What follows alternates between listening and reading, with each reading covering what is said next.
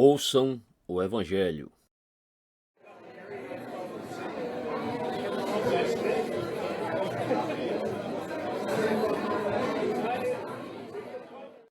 Este é aquele Moisés que disse aos filhos de Israel: O Senhor vosso Deus vos levantará dentre vossos irmãos um profeta como eu. A ele ouvireis. Atos 7, verso 37. A frase "a ele ouvireis" continua ocupando a nossa atenção. Vimos que Moisés nos disse que ouvíssemos aquele que havia de vir. Os profetas dizem: esperem por ele. João Batista diz: eu não sou o Cristo. Ele vem. Ouçam-no. Os apóstolos nos dizem: ouçam-no. Somos apenas embaixadores, dizem eles. A mensagem não é nossa. A mensagem do pregador não é dele. E a ideia de que um homem sobe a um púlpito e declara os seus pensamentos e as suas opiniões não passa de uma perversão da pregação cristã. Eu sou apenas embaixador, e Deus tem a misericórdia da nação quando o seu embaixador fala em nome de si próprio, e não do seu país e do seu governo. O embaixador não dá suas opiniões pessoais, mas comunica em favor da sua terra natal a mensagem que lhe foi confiada. Assim os apóstolos nos chamam para ouvir Jesus, e os santos dos séculos fazem o mesmo. Mas, acima de tudo, nosso Senhor mesmo nos convida a que venhamos a Ele e a que aprendamos dele. E nós estivemos considerando algo dos seus direitos e da sua autoridade de chamar-nos para fazer precisamente isso. Depois concluímos com esta nota, que Deus mesmo nos diz que o ouçamos. Do céu Deus disse: Este é o meu amado Filho, em quem me comprazo. Escutai-o. Mateus 17, verso 5. Agora, porém, devemos continuar a considerar porque toda e qualquer pessoa deve ouvir o Evangelho. Essa é uma pergunta que muitos fazem neste mundo moderno. Eles dizem: o mundo desenvolveu-se e progrediu. Por que devo ouvir uma mensagem tão velha? Permitam-me dar-lhes mais algumas razões. Ouçam nosso Senhor pelo que ele lhes diz por seu ensino. Temos examinado a sua pessoa, temos examinado a sua autoridade, temos examinado o seu direito de nos falar, mas agora ouçam o que ele tem para dizer, o conteúdo da sua mensagem. Agora só vou dar a vocês um sumário bastante geral daquilo em que consiste esse conteúdo. É isso, penso eu, que necessitamos ouvir. Geralmente as pessoas se perdem em detalhes, perdem-se na aplicação do Evangelho. Discutem sobre problemas e crises particulares ocorridos em diversas partes do mundo, como no Oriente Médio, e dizem: pergunto se o cristianismo tem uma palavra solução sobre isso. Minha resposta é não, não diretamente. Entretanto, eu posso dizer-lhes uma coisa sobre o Oriente Médio e sobre o Extremo Oriente que provavelmente nenhum político lhes dirá. Posso dizer-lhes porque tudo isso está acontecendo. Eu posso, eles não. Eles acham que é meramente uma questão de política, mas não é. É uma questão de pecado. Toda guerra é consequência do pecado. Não haveria nenhuma tensão internacional se não fosse o pecado. Por isso eu posso dizer-lhes qual é a causa fundamental, mas não tenho uma palavra solução. Não tenho a presunção de dizer ao presidente dos Estados Unidos ou ao nosso primeiro-ministro ou a quem quer que seja como resolver esses problemas particulares. Quem sou eu para fazer isso? Quem é qualquer pregador para fazê-lo? Mesmo que fosse um arcebispo, ele não sabe mais que eu. Não é essa a nossa função. Não estamos aqui para dizer aos homens e às mulheres como eles podem lidar consigo mesmos e com seus problemas pessoais. Podemos dizer ao mundo inteiro como se pode fazer isso, e essa é a mensagem que nos é confiada. Por isso dizemos às pessoas: ouçam-no. Que será então que o nosso Senhor diz? Se vocês ouvirem o seu ensino, e permitam-me lembrá-los de que só lhes estou dando um sumário, vocês verão que a primeira coisa grandiosa é esta. Ele quer expor a vocês a lei dada por meio de Moisés. É nisso que estes membros do Sinédrio estavam tão completamente errados. Eles achavam que Jesus Cristo era contra a lei de Moisés. Eis a real resposta. É ele, e somente ele, que pode interpretar essa lei. Nem Moisés a entendeu. Moisés foi um grande homem e um grande mestre, mas nunca entendeu plenamente a lei porque era apenas homem. Se vocês querem realmente uma exposição do caráter da lei de Deus, como dada por meio de Moisés, ouçam o Senhor Jesus Cristo. E, naturalmente, ele expõe a lei especialmente no grande sermão chamado Sermão do Monte. Então, o que é que Jesus Cristo nos ensina? Primeiro, é ele e somente ele que realmente pode dizer-nos a verdade sobre Deus. Muitos pensam que sempre pode expressar uma opinião sobre como Deus é e sobre como Deus deveria ser, mas não sabem, nem entendem. Somente esta bendita pessoa pode dizer-nos a verdade acerca do caráter de Deus, e ele chama Deus Pai Santo. João 17, verso 11.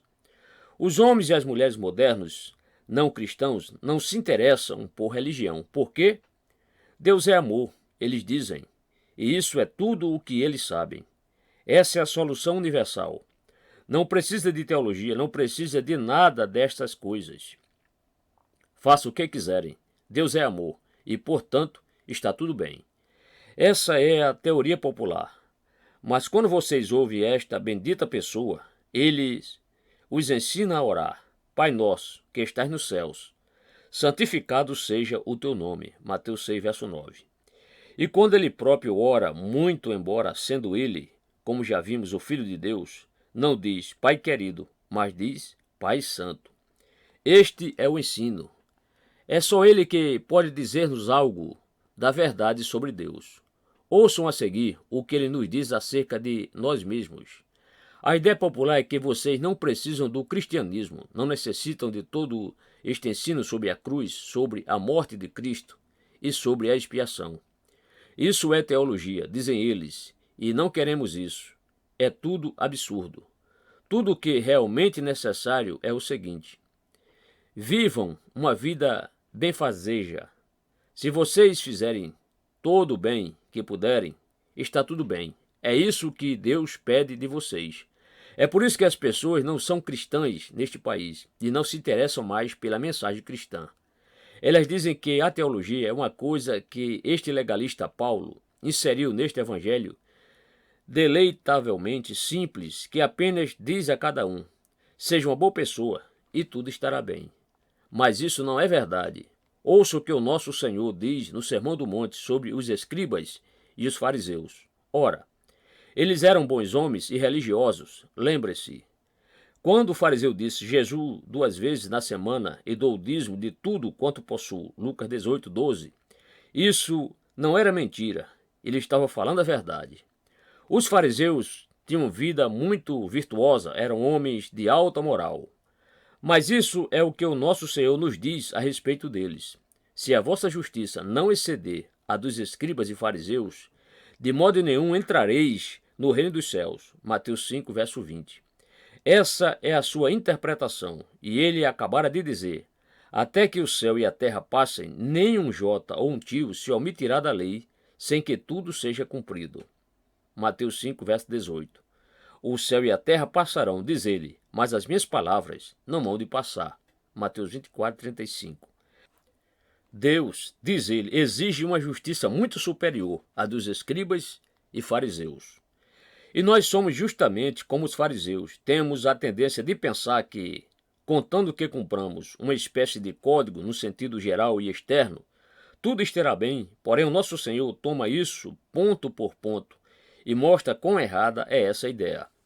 Ele afirma que, com relação à guarda da lei que Deus deu a Moisés, o que importa é o caráter espiritual da lei. A lei, diz ele, não está meramente interessada nas ações, está interessada nos motivos. A lei não está interessada só no que as pessoas fazem, está igualmente interessada no que elas desejam.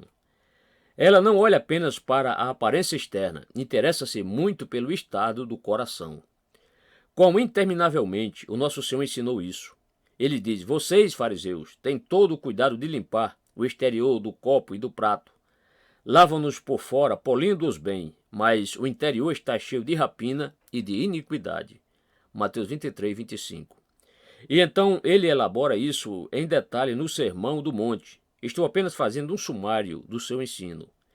Ele diz com efeito: vocês, fariseus, dizem que jamais cometeram assassinato. Vocês dizem: está tudo bem comigo, posso encarar a lei. A lei diz: não matarás. E eu nunca jamais cometi assassinato. Mas espera um momento, diz Cristo. Alguma vez você disse em seu coração sobre um seu semelhante: louco? Se disse, você matou aquele homem em seu coração e é culpado de homicídio aos olhos de Deus. Mateus 5, versos 21 e 22. E o nosso Senhor se ocupa do mesmo ensino no caso de adultério. O fariseu vai na frente e diz: eu jamais cometi adultério. Mas o nosso Senhor pergunta: tem certeza? Quando a lei diz não adulterarás, ela não está interessada só no ato. Está interessada no ato, mas está muito mais interessada no espírito. Pois o nosso Senhor diz: qualquer que atentar uma mulher para cobiçar, já em seu coração cometeu adultério com ela. Mateus 5, 28. Aos olhos de Deus, este homem é culpado de adultério. Ele nunca praticou o ato, porém o fez. Deus o viu. E dessa forma o nosso Senhor os leva através destes diversos pontos da lei. E no momento em que expõe o caráter e a natureza espiritual da lei, ele os convence de pecado a todos eles. E é isso que os fariseus não conseguiam enxergar. Os membros do Sinédrio também não conseguem vê-lo. Eles acham que tudo está bem com eles. Por isso fazem objeção à pregação de Estevão e dos apóstolos. É por isso que eles pensam que esta pregação sobre Jesus Cristo é contra a lei, contra Moisés e contra o templo. Ignoram a lei. Ora, o supremo exemplo disso, o clássico, não é outro, naturalmente, senão o do grande apóstolo Paulo. Ele nos informa que houve tempo em que ele achava que estava de bem com os ditames e os mandamentos da lei. Era perfeito. Ele diz: eu, em algum tempo, vivia sem a lei. Romanos 7, verso 9. O que foi que o conduziu à convicção? Isso aconteceu quando ele entendeu esta frase: não cobiçarás. Romanos 7, verso 7. Ele não tinha entendido isso antes. E Paulo, lembre-se, era uma autoridade na lei de Moisés e a havia ensinado. Ele era fariseu e era um brilhante expositor da lei. Entretanto, omitira o objetivo maior da lei, que é que desejar é tão condenável como praticar e cobiçar. É tão repreensível como cometer o pecado. Paulo nunca tinha visto isso. Mas é isso que a lei ensina, e é por isso que eu e vocês temos que ouvi-la. O Senhor Jesus Cristo lhes diz que não basta ser bom no sentido negativo, não basta ter boa moral, não basta ser religioso. Vocês podem ser todas essas coisas, e contudo, isso pode ser de nenhum valor para vocês. Todavia, permitam que eu prossiga. No momento em que o Senhor nos mostra o significado da lei de Deus, a lei da qual dizemos que tanto nos orgulhamos e que nela cremos, no momento em que o Senhor nos mostra o que ela nos diz realmente, vemo-la diferentemente. Mas então, à luz disso, ele prossegue e diz: porque o Filho do Homem veio buscar e salvar o que se havia perdido. Lucas 19, 10. Por isso vocês devem ouvi-lo. Somente ele nos diz a verdade sobre nós mesmos. E a verdade é que todos nós estamos perdidos. Vejam as suas 3 parábolas no capítulo 15 do Evangelho de Lucas. São parábolas sobre perdidos, ovelha perdida, moeda perdida, filho perdido.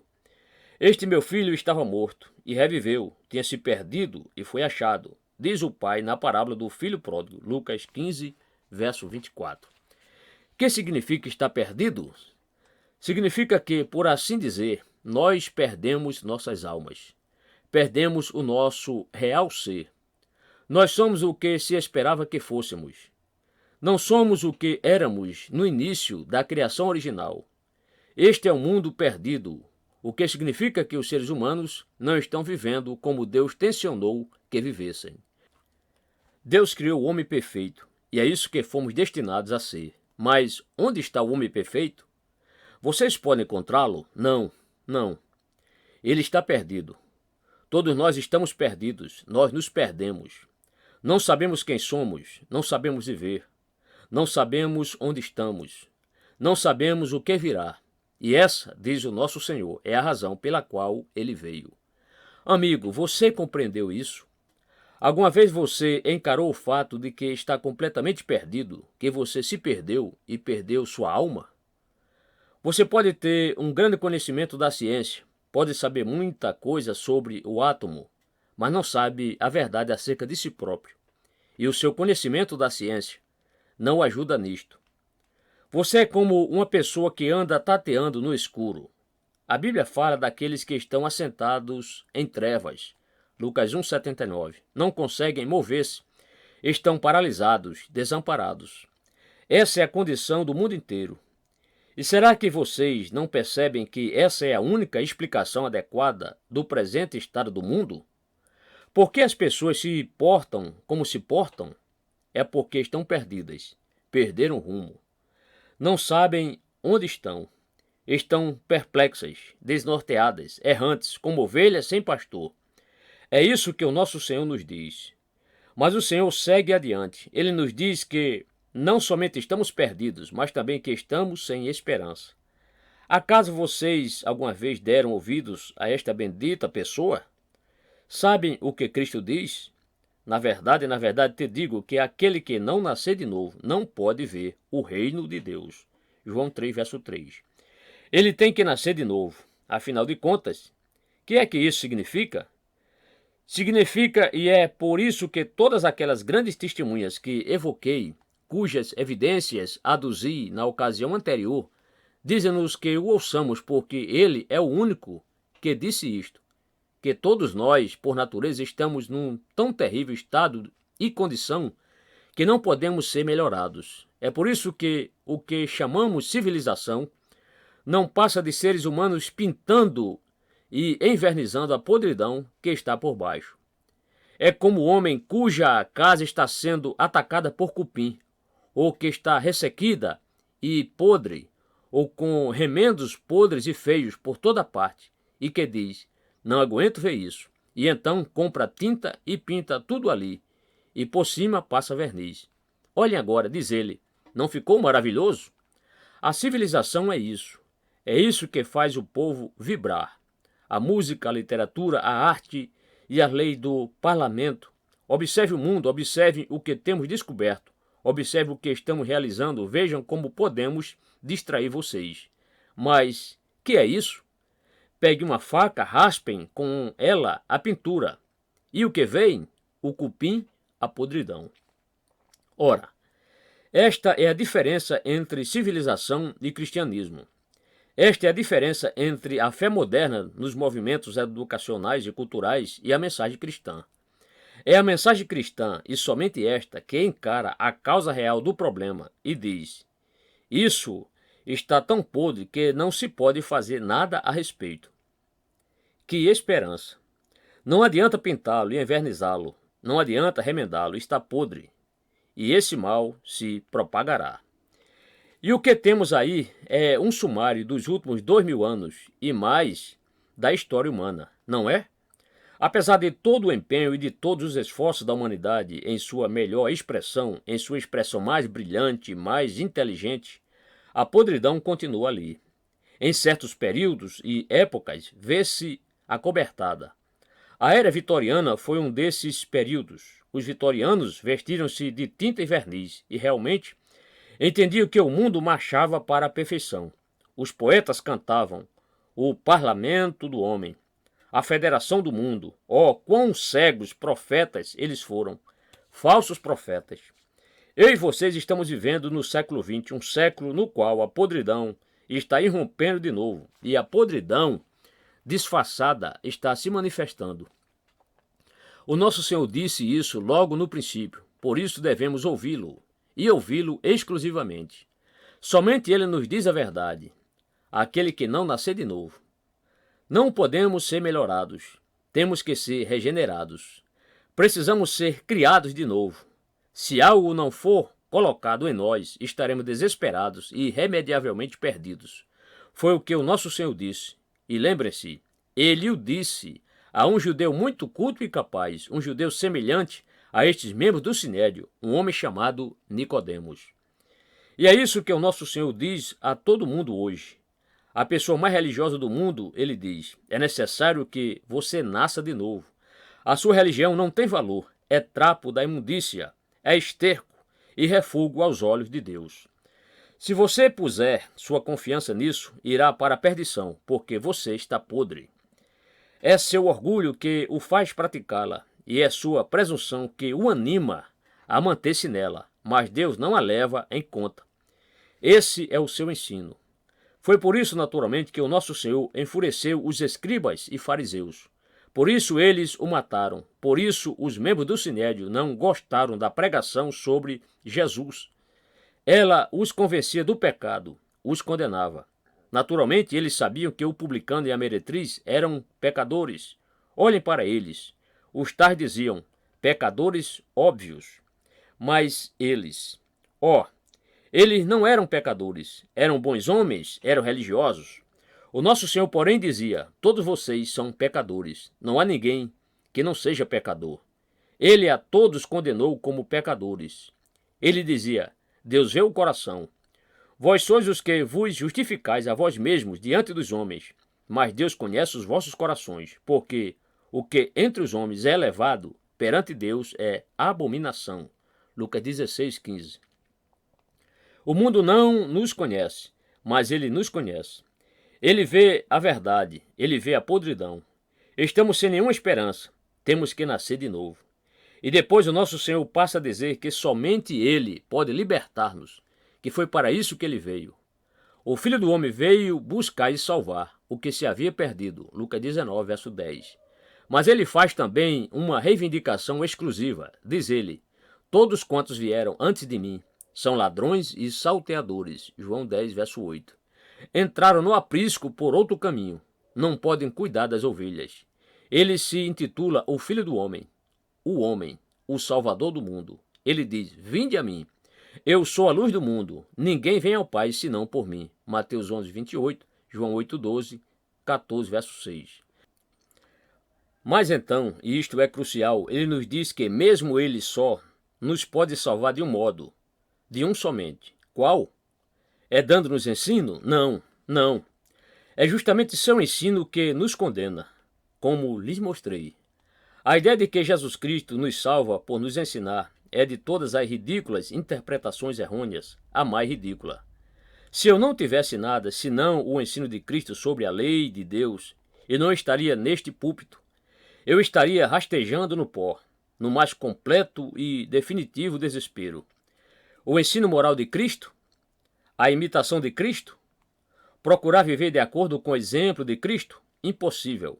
Não posso fazê-lo. Não posso satisfazer a mim mesmo, quanto mais imitá-lo. Só insinuar isso já me condena. Mas ele nunca disse que me salvaria por seu ensino. Seu ensino visa apenas levar-me a ver a necessidade que tenho dele. O valor do seu ensino é que me convence de pecado e me despe, me desmascara, mostra-me a minha podridão, tira a tinta, o verniz e a poteia, mete a espátula nisso tudo, limpa bem, e ali eu vejo fluir a dor de minha alma. Não, a única maneira pela qual ele pode me salvar, diz ele, e fica repetindo isso, é dando sua vida. O Filho do Homem não veio para ser servido, mas para servir, e para dar sua vida em resgate de muitos. Mateus 20, 28. Ou escute-no dizê-lo de outro modo, diz ele, eu sou o bom pastor, e então o bom pastor dá sua vida pelas ovelhas. João 10, verso 11. Eu dou a minha vida pelas ovelhas, diz ele. João 10, verso 15. Ninguém me tira de mim, mas eu de mim mesmo a dou. João 10, 18. E nos é dito, manifestou o firme propósito de ir a Jerusalém. Lucas 9, 51. Porque para que não suceda que um profeta morra fora de Jerusalém. Lucas 13, 33. No jardim do Getsemane, eu o vejo suar gotas de sangue. Ele indaga: não há outro meio? Meu pai, se é possível, passe de mim este cálice. Porém, se não é possível, todavia, não seja como eu quero, mas como tu queres. Mateus 26, 39. Esses são diferentes modos pelos quais ele nos diz que, mesmo ele, só nos pode salvar de uma única maneira.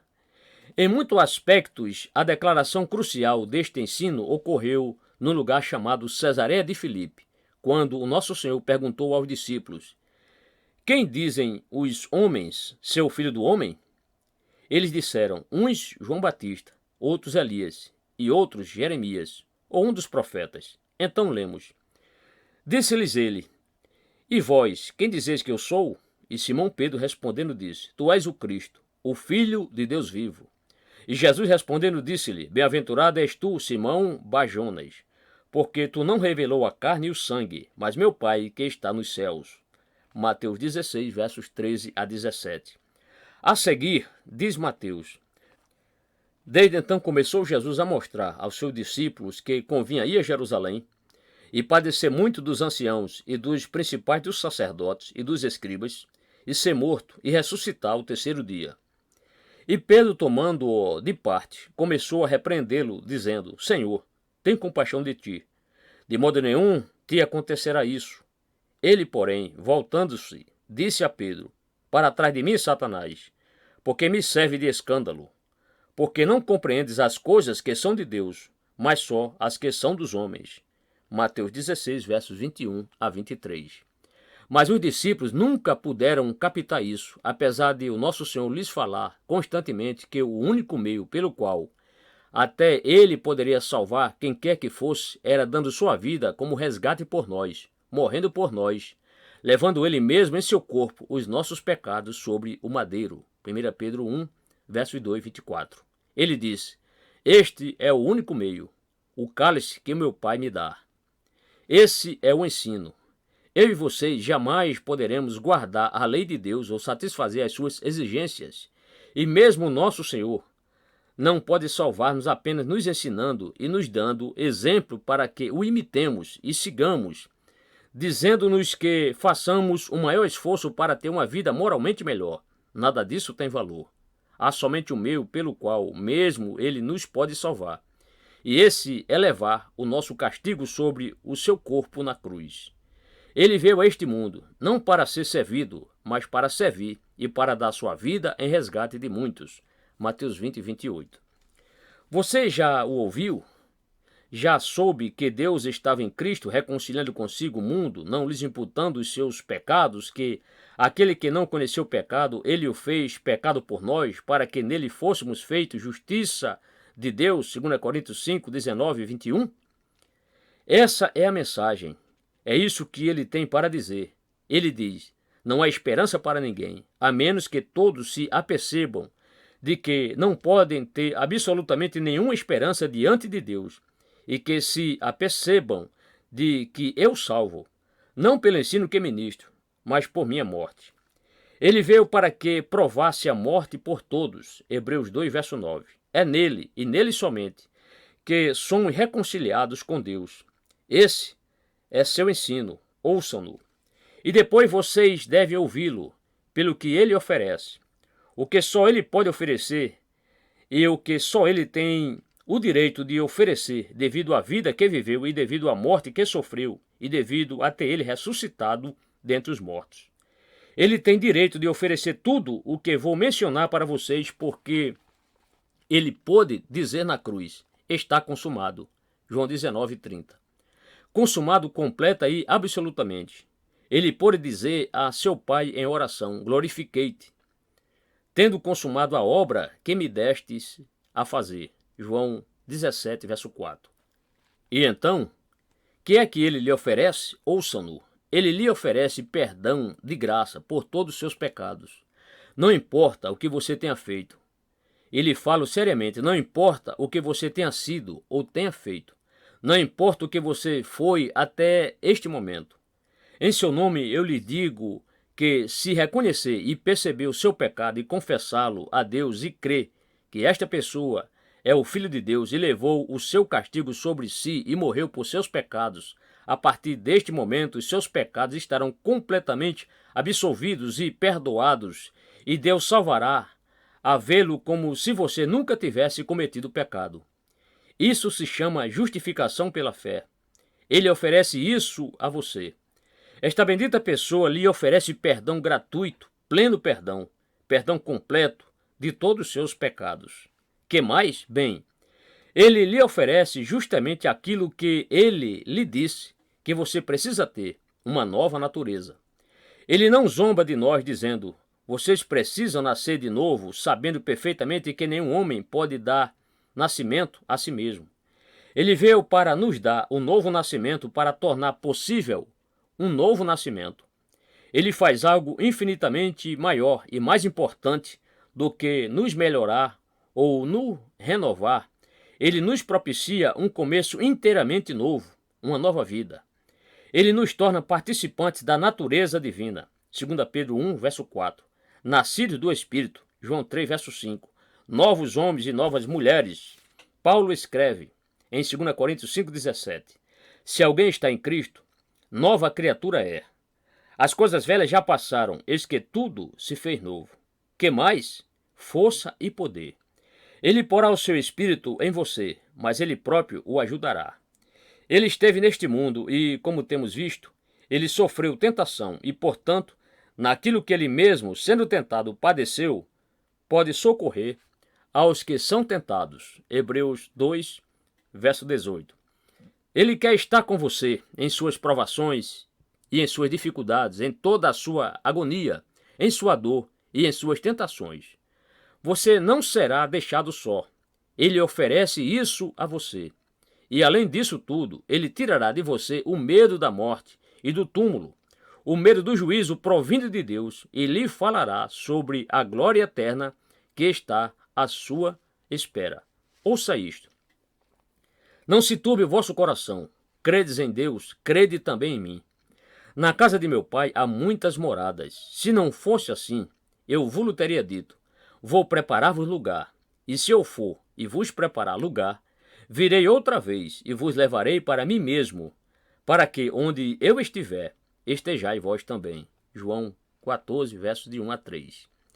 Ele lhe oferece tudo isso agora para que, mesmo enquanto você está na carne neste mundo, você se torne um filho de Deus e seja herdeiro da bem-aventurança e da glória eternas. Ele oferece tudo isso a você, sem cobrar nada. Você já se deu conta disso? Os membros do Sinédrio não se tinham dado conta. Consideravam tal oferecimento uma blasfêmia. Eles diziam: quem é este? Que ensino é esse que insinua que a minha moralidade, a minha religião e o meu culto no templo são inadequados? E tudo isso teve fim? Eles achavam que era blasfêmia dizer: o fim da lei é Cristo, para justificar de todo aquele que crê. Romanos 10, verso 4. Eles ficaram furiosos e mataram Estevão. O fim do capítulo que estamos estudando conta isso. Seria essa a sua atitude? Você se sente ofendido quando ele lhe diz que você precisa nascer de novo? Fica ressentido com este evangelho e com este oferecimento? É isso que você está recusando, esta livre graça, este livre perdão, esta nova vida, esta esperança eterna da glória sempiterna. São essas as razões pelas quais você deve ouvi-lo. Mas permitam-me dizer uma palavra sobre a última razão, qual seja pelas consequências de não ouvi-lo. Já pensou nas consequências de não ouvi-lo? Por que devo ouvir Jesus Cristo? Alguém pergunta. Posso dizer-lhe, ele é a última palavra de Deus. Ele é a oferta final de Deus. Não há nada depois dele, absolutamente nada. Se você o rejeitar e rejeitar o que ele diz, você não terá nada. Jamais haverá mais coisa alguma. Não adianta olhar para o futuro esperando alguma nova teoria, algum novo ensino, algum novo evangelho. Nunca mais haverá nenhum sequer. Este é o evangelho, o único, o final. Ele é o segundo homem, ele é o último Adão. Jesus Cristo e tudo o que ele fez é o plano divino de salvação. Não é do homem. João 3, 16 e 18. Diz: porque Deus amou o mundo de tal maneira que deu seu Filho unigênito, para que todo aquele que nele crê não pereça, mas tenha vida eterna. Quem crê nele não é condenado, mas quem não crê já está condenado, porquanto não crê no nome do unigênito Filho de Deus. Você não consegue enxergar isso? Você não pode salvar-se, os seres humanos não podem salvar-se, a civilização não pode salvá-lo, mas Deus pode.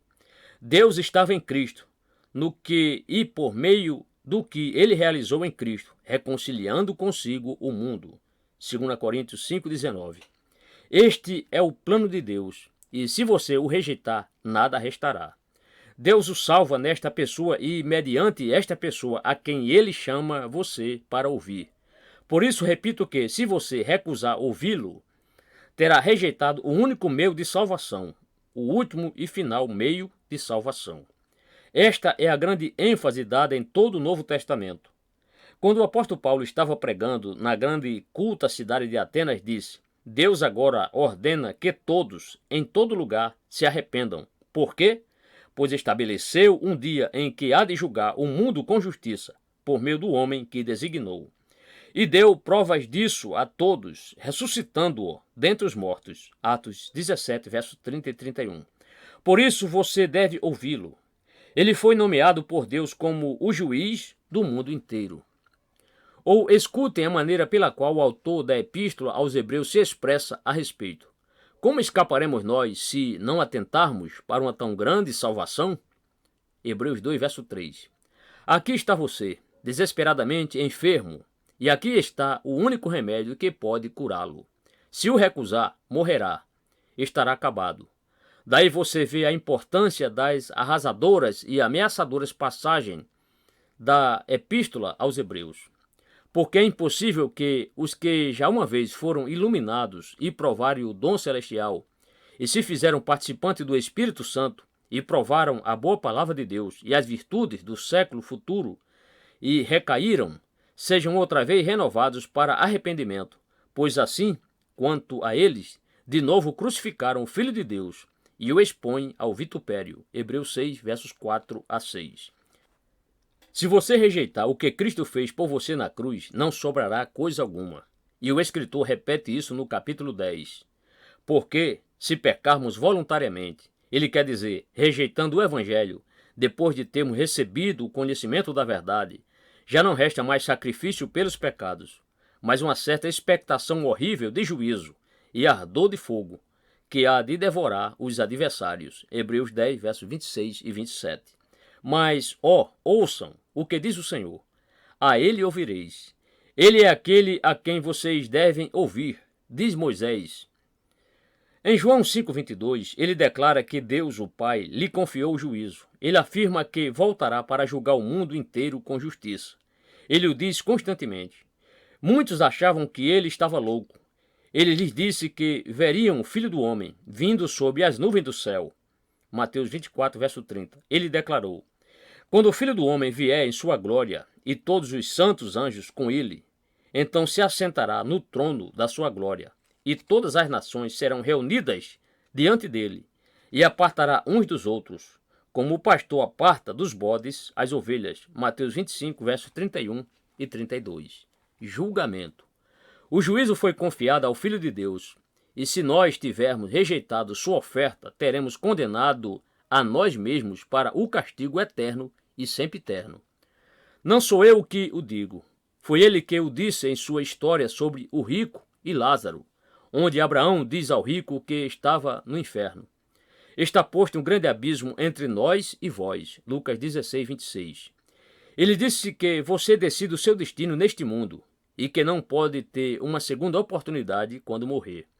Não há trânsito do inferno para o céu.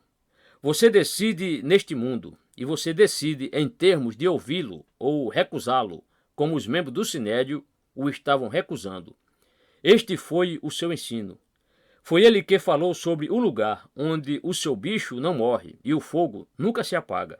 Marcos 9, 44. E onde haverá pranto e ranger de dentes. Mateus 8, verso 12. O nosso mundo moderno está se tornando rapidamente uma espécie de inferno, não está?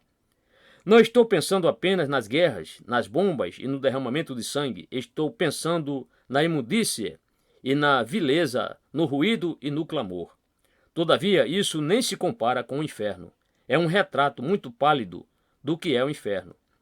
E todo aquele que rejeitar esta mensagem não terá nada para esperar ou para antecipar, senão passar a eternidade naquilo, com toda a blasfêmia e torpeza da vida sem Deus, e sofrer isso por toda a eternidade. É isso que ele diz. Ouçam isto. Aqui está a sua palavra final para vocês. Eu sou a luz que vim ao mundo, para que todo aquele que crê em mim não permaneça nas trevas. E se alguém ouvir as minhas palavras e não crê, eu não julgo, porque eu vim não para julgar o mundo, mas para salvar o mundo. Quem me rejeitar a mim e não receber as minhas palavras, já tem quem o julgue.